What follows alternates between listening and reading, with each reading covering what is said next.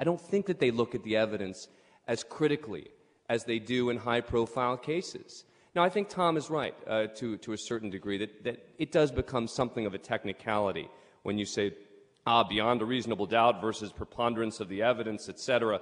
But if you look at it from a slightly broader perspective, I think that jurors in high-profile cases do examine the evidence more closely because they know that the world is watching. And I think that you see verdicts that you might not ordinarily see in an everyday case. And depending on how you look at the system, that's either a good or bad thing.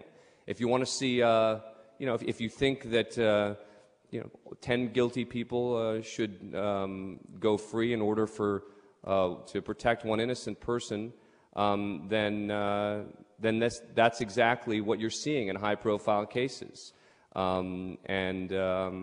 It's just depending on your perspective on how you look at trials. With regard to the Jackson case specifically, let me talk first about the media coverage. Both the prosecution and the defense in this case spent a lot of time attacking the media. You're hearing Tom talk about how horrible the media coverage was, but I will tell you as an observer that I think that Michael Jackson got a fairer shake in the media than just about any other high-profile defendant I've seen. Geraldo Rivera saying he's going to shave his mustache if Michael Jackson is convicted because this is definitely a shakedown. You don't generally get someone with Geraldo's profile saying that he's going to shave his mustache if a particular defendant is convicted because he's that sure that the person is not guilty. Look, I was on the, and there is a difference, and I think it's important to distinguish between opinion-based programming and straight newscasts. And I've done both. I'm now doing an opinion-based program. I admit it. I tell people what I'm thinking each day. I think there's something refreshing and honest about that.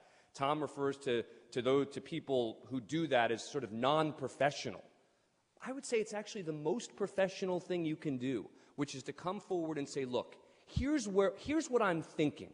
You can now take that opinion and decide for yourself what you think about how I'm perceiving the case. I think it's a lot more dangerous when people don't admit how they feel about things up front. And there are certain people who covered this case who opposed Tom's view on this case, who I think were dishonest about their views, who pretended to be fair and straight across and never have an opinion one way or the other. I'm just saying, I'm just telling you, here's what he said in court, and they're